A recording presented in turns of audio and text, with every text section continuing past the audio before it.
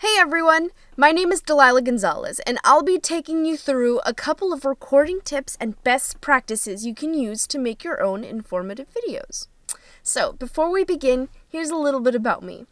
My name is Delilah, as I said. I'm a bio major. I absolutely love Chinese food. I'm a horrible dancer, and when I'm not riddled with homework, I really like painting. So, now on to the good stuff. If you're going to make a high-quality presentation, there are a couple things you need to keep in mind and check off your list. The first and most important is that you need to choose which screen capture software you're going to use to record your slides. I'll go into detail about this a little later and give you a couple of free choices along with pros and cons. Next, you need to make sure your mom's not going to come in and call you for dinner, and that your phone isn't going to go off. If at all possible, use a headset or a microphone so that you get that better sound quality. Actually, Apple iPhone earbuds have a mic on them that tends to work out pretty well. And your school lab might have resources for you as well.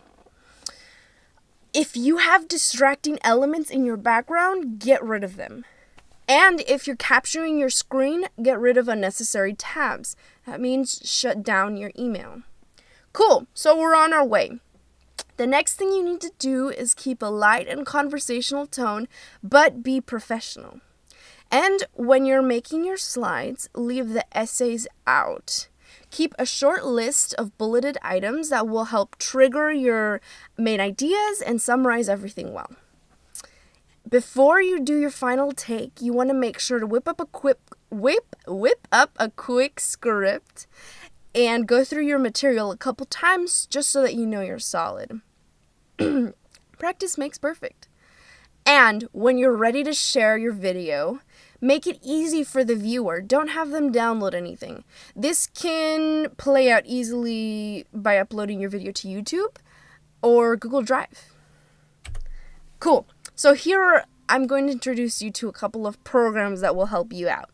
The first is OBS Studio, which I'm currently using right now. Some of the really cool pros are that you have these cool transitions between screens, and you can choose different kinds and make it all super duper fancy. There's also great quality, and you have integrated videos, so you can see my face down here. Some of the cons are that it is a little bit complicated to use, and since it's streamer-oriented, you don't have a lot of editing options at the end.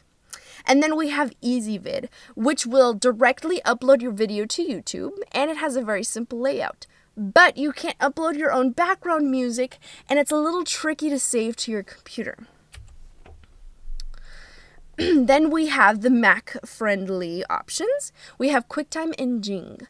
QuickTime is great quality and Mac-friendly, like I said, but you have to download it. You can't use it on the web, and it's developed mainly for Apple Macs, so if you're a PC user, this probably isn't the choice for you. Jing is also user and Mac-friendly, and it gives you a lot of options to share your video instantly. But the cons are that it has a 5-minute limit. So, your video can't be more than 5 minutes. Sometimes that can be a problem. And it doesn't have as many fancy features.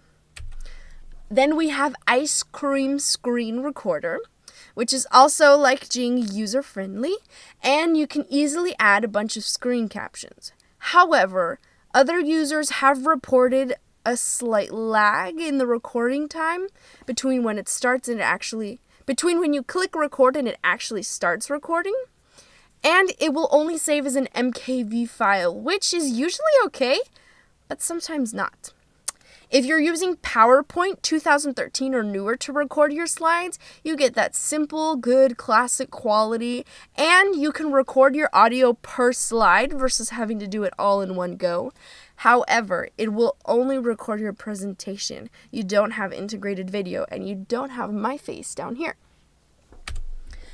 Okay, so you made your video and you're happy with it. Woo! What's next?